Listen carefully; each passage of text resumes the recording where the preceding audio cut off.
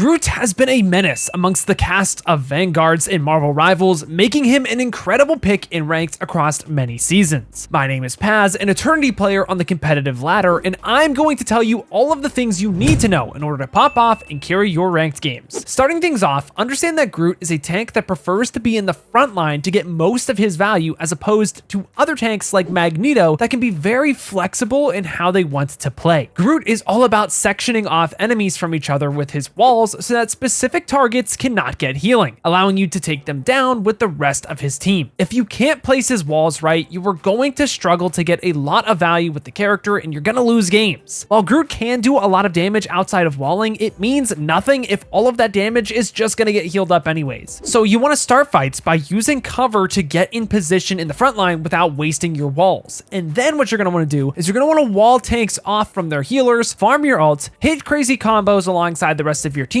and then you are going to be carrying games on Groot. With this in mind, let's start discussing his kit. Starting with his primary fire, the Vine Strike, he fires earthy projectiles that deal 65 damage per shot. The vines are projectiles and not hit scan, so from further away, you're gonna have to slightly lead your shots. But the thing is that the shots are so big that you don't really have to think about it all that much, just know that you're not shooting a hit scan bolt. The shots cannot headshot either, so aiming for the head isn't necessary. Instead, try to aim for the legs since that part of the hitbox is usually larger. Furthermore, the vines can only hit from 20 meters away before they run out of range. This might sound kind of bad, but understand that you're still outranging an Emma Frost beam by 2 meters with this knowledge, so it isn't really that bad. Honestly, the primary fire of Groot is really simple in and of itself, and it's when you use it in conjunction with the rest of his kit that makes it complex and interesting. An easy example of this is with his melee passive, Furious Flora, that gives him a 3 melee combo a lot like Invisible Woman. The first 2 melee strikes hit from 3 meters away, while the third final strike hits from up to 4 meters away and knocks enemies back and up. The nice part about these melees is that you can actually weave these in between shots to amplify your damage and utility. This takes your combo that takes out squishies from 4 shots to 3 with the melees intertwined with the rest of your shots, and that isn't even taking into account the damage your walls and spore bombs can do too. So make sure you're getting the most out of your damage by weaving in as many melees as possible. Before we talk about Groot's walls, let's talk about his final primary damage ability, the Spore Bomb. The Spore Bomb is a thrown grenade-like projectile that explodes, dealing 55 damage to all targets in a 5-meter radius, with 6 explosive clusters spawning after the initial impact that deal 10 damage each with a much smaller impact radius. In total, with all of these explosions hitting, the bomb does 105 damage and can be thrown every 6 seconds. All of those spores are rarely going to be hitting anyone on the enemy team though, so the bomb is best used when targets are grouped up or at a tank's feet to deal more damage, and it can also be weaved in between primary shots. While the Spore Bomb is great for dealing damage in general and charging your ultimate, it is also an excellent tool to pressure squishies so that they can't just walk past you and into your backline. For example, while bombing at the tanks can give you some ult charge, finding a bomb on the supports in the backline is great as well because it will halt them from healing the rest of their team safely and give them a lot more to think about when they're getting pressured. Alright, but let's dive into the meat and potatoes of Groot's kit with his first wall option, the Thornlash walls. Pressing shift by default, Groot will get a prompt to place a wall down that will be confirmed with left click. He gets one of these walls every 6 seconds and can hold on to a total of 2 at a time in his inventory. Every time you press shift, you can change the angle of which you place the wall with one of 3 modes. The first mode is your basic vertical wall. This is great for cutting off enemies from each other. You can also place 2 of these walls together by holding and dragging. It's pretty sweet. The second mode is a diagonal wall, perfect for creating a staircase to inaccessible high grounds for you and other players. You can stack 3 together, with the 4th one breaking the bridge that you are making all together. The final mode is a horizontal wall, great for setting up things like traps against your enemies on top of choke points. This is great to have pre-placed before fights start. Each wall segment has 250 health each, so definitely breakable, but when you are cutting people off in the middle of the fight, unless the enemies have Punisher, Loki, Iron Man, or anyone else that can deal some good damage, you're not really gonna have to think too much about whether or not this wall is gonna break. It's only when those characters are active. The nice part about these walls is that they do 60 damage per second to any enemy that is nearby them, so long as Groot is within a 20-meter radius of the wall itself, and they take damage from any source on Groot's team. It doesn't have to just be Groot. It can also be the Jeff the Shark that's just healing you the whole time. But now that we have a basic understanding of how these walls work,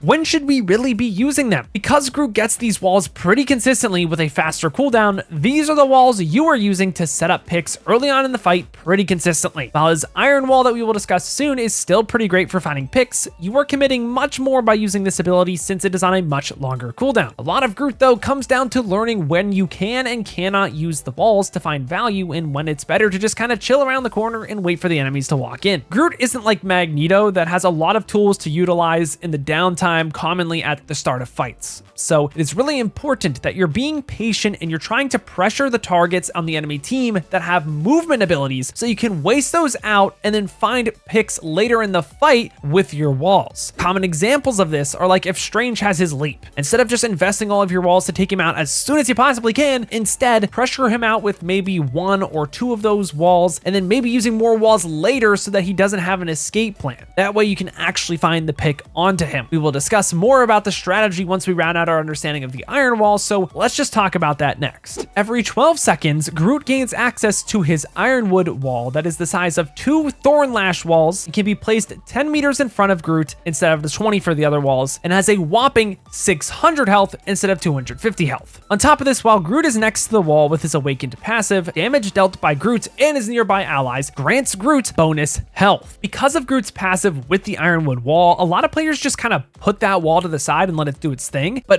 rarely is this ever a good or the best play. The Ironwood wall is essential for taking a strong engagement as Groot, so it is incredibly important that you have it for when you need it, so when you want to go for that big pick on the front line, you can actually do that when they don't have their mobility. To put it into perspective, the Punisher will melt the small walls by himself in about a second, where it will take him over 4 to break your big wall without any help if he has to go through a reload as well. On the flip side, other players are just going to throw the Ironwood wall out without really thinking about it all willy-nilly. You really want to use the wall when you are making a push to make a significant amount of space for your team, or you are confident that you are actually going to be confirming that pick in the front line, or at least, at the very least, forcing out key cooldowns like Lamps or Adam Warlock's Soul Bond. Without the Ironwood wall, Groot is very vulnerable for 12 seconds, and your Thornlash walls are better for more general occasions. The way you want to place your walls is by focusing on playing on tight chokes with Groot. I'll flash some nice places to hold on screen on various different maps while I keep yapping. On all of these chokes, 1 Ironwood wall with a Thornlash wall on top of them as they are walking in is all you need to full box the enemy team and send them back to spawn. Outside of placing walls to make a play, it is also important to know when you should take down your walls. This is because your walls can block teammates too. They are not like a Strange shield that let friendly bullets pass by. Conveniently though, you can retrieve all of these walls by looking at them in range and pressing F on PC. You should look to do this with your Ironwood walls after you have made your engagement and the wall is no longer needed to take space. There are many reasons for this. The reason why you don't want to take the Thornlash walls down is because they have a cooldown that starts right as you place them. So the longer they are up,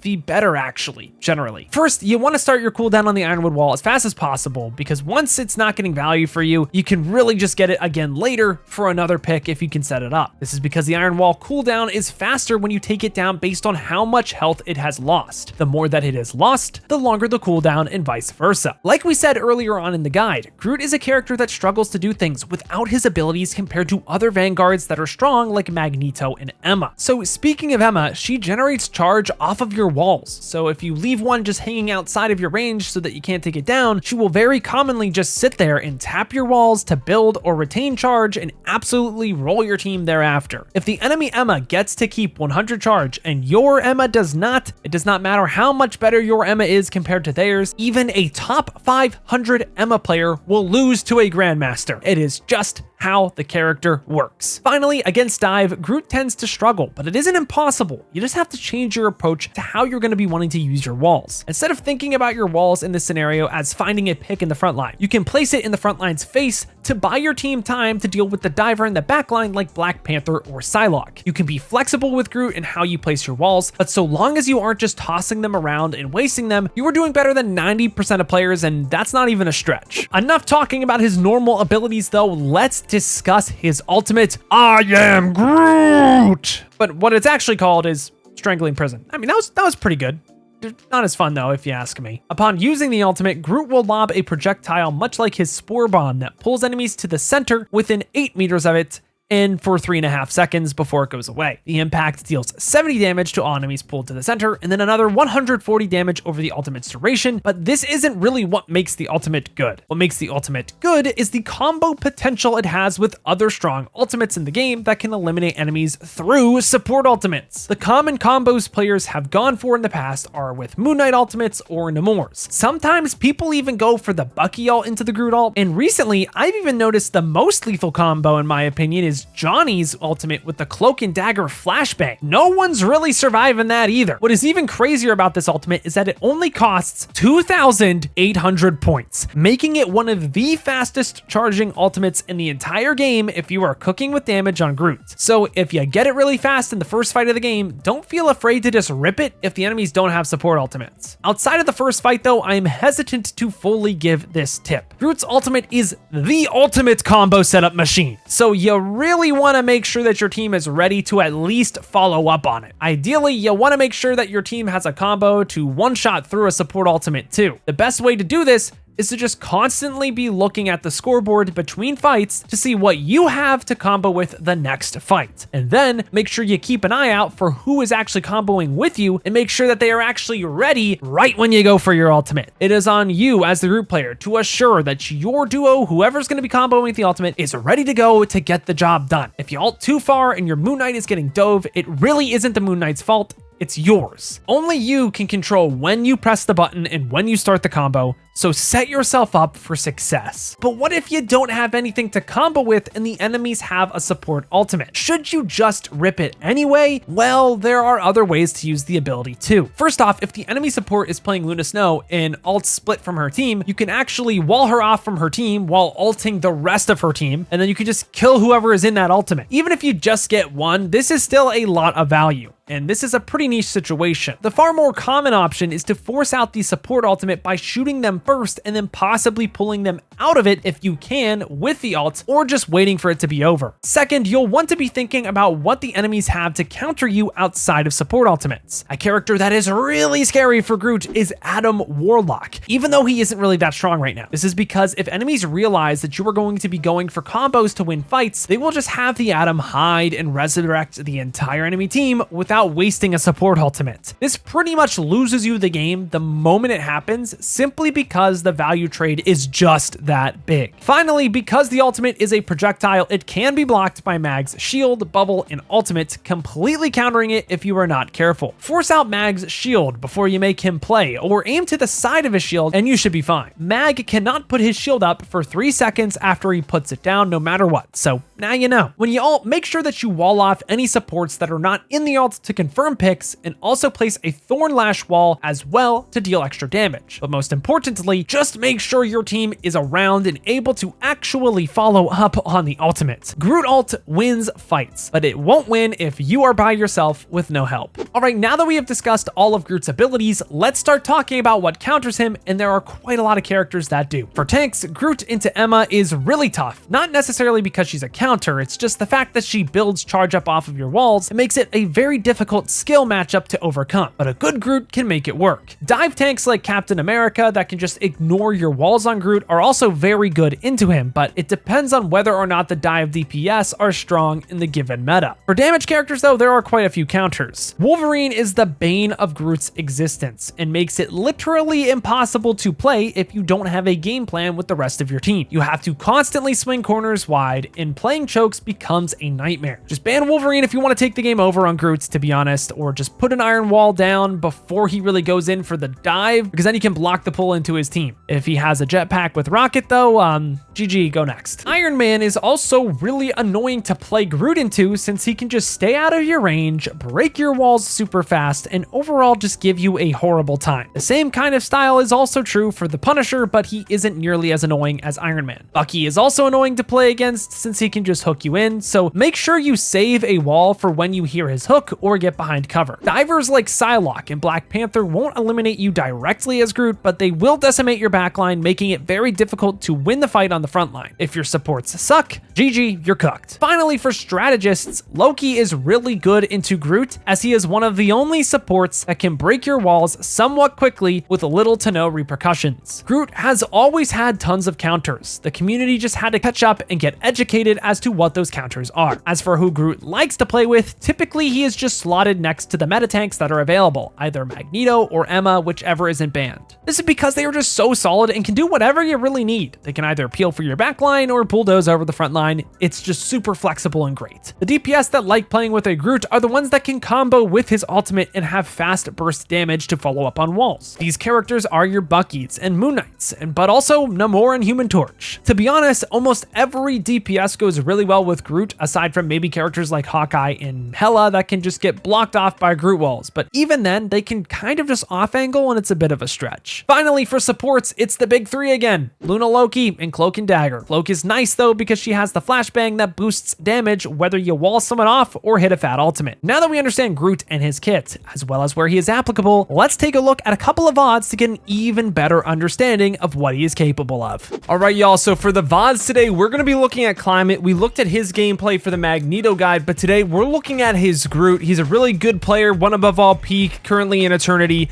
and I want you guys to take a look at the comp he's playing with. Triple DPS, he's solo tanking, but they're all playing dive. And this isn't something I said in the guide today, but it's really interesting how he's going to be playing around his walls.